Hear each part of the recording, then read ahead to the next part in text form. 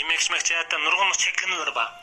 Bunun ichida shu kishilarga eng tunishlik bo'lgani shikar yemaslik, ham shu tatliq narsani yemaslik. Darvaqa shu diyabet marlarninki o'zidan shu qat metabolizm normalizatsiya hodis bo'ladi. Agar shakar ziyada ko'p qabul qilsa, qon shakarininki bag'asi o'rlab ketishga turib chiqadi. Shunga diyabet marlari o'zininki yemek ichmakni qattiq kontrol qilib, qand turidagi yemeklarni birdek rad qiladi. Hatto tatliq ta'mli yemeklarni qat'iy yemaydi. Ammo shu amaliyotda yemeklikninki ta'miga qarabla uning tarkibida shakar bor yo'q qilgan shu hukm qilish ancha to'g'ri emas qarindoshlar. Masalan, cho'p guruch tamqida emas mushlarninki asosiy yemekninki shu ta'mi tatliq bo'lmasmi? Ammo shakar o'lish ko'rsatkichi yuqori. Agar ziyada ko'p qabul qilingan vaqtida qon shakarininki muqimlikqa ta'sir etadi. Yana bir qism yemeklarning bo'lsa, shu ta'mi tatliq bo'lsa-mu, ammo qand o'rlash ko'rsatkichi tuvan bo'lib, diyabet marlari xotirjam iste'mol qilsa bo'ladi. Undaqda diyabet marlari qanday tatliq yemeklarni yeysa bo'ladi? Yurak bosgan do'stlar bir besib o'tib oxiri sanglab chiqqan qarindoshlar. Diyabet kasb bemorlari yeysa bo'ladigan tatliq yemeklar bo'lsa, meva qiqa, quruq meva shu yeng mevalarni quritib, suvsizlantirgandan keyin unda hosil bo'ldi. Gerçi uning tarkibida qand ko'proq bo'lsa-mu, lekin shu vitamin va selluloz mo'l bo'lib, bu uzoq moddalar immun kuchini oshirishga yordam beradi. Tomoqdan keyin qon shakarini ko'shib turdi. Meva shu quruq meva aylangandan keyin gerçi ta'mi yana bir qadar tatliq bo'lsa-mu, lekin bu shu qon shakarininki o'rlab ketishini direkt bermaydi. Undan boshqa insulinninki sezgirlikni kuchaytirib, qon shakarininki o'rlashini shu tizimlashni bor.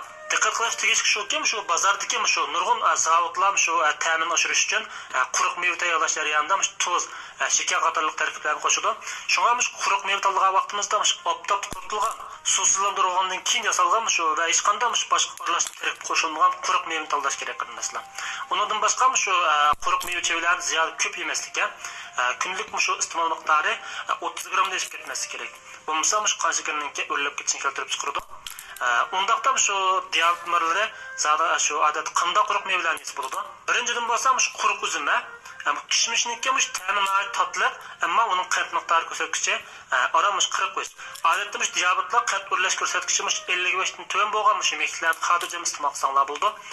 Uning ustiga quruq uzum tarkibidagi shu yirik tala, meva yelimi, vitamin qatorliq ozuq moddalar mo'l bo'lib, immun kuchini oshirib shu qon shakarini turaqlashtiradi. İkinciden bo'lsa maymun shaptili qiqa, quritilgan maymun shaptili tarkibida shu vitamin C mo'l bo'lib, uning shu qand o'rlash ko'rsatkichi nihoyat tuvan bo'lib, qon shakarininki o'rlashini keltirib chiqarmay qolmasdan, hatto shakarninki modda olmishini ilgari surib, diyabet kasalligiga foydali qarindoshlar. Undan boshqa maymun shaptili tarkibidagi mikroelementlar insulinninki aktivligini oshirib, shu orqali qon shakarini turaqlashtirib, badanning immun kuchini oshirishga yordam beradi. Üçüncüden bo'lsa enjuqiqa.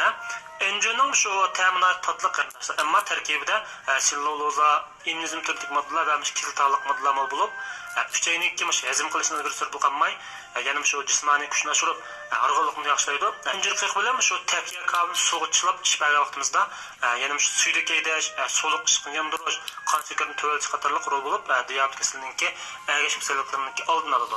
Buningni ko'rish bo'ldiki, qarindoshlar diyabet marlari tatliq yemeklarninki lekin hammasini yemaslik kerak.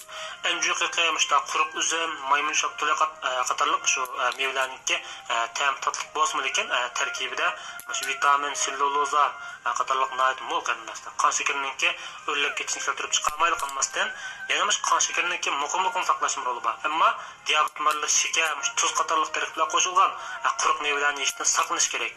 Bunda quruq mevalar shu kasallik ahvolini kontrol qilishga foydasiz. Bunda quruq mevalar shu kasallik ahvolini kontrol qilishga nihoyat foydasiz qarindoshlar.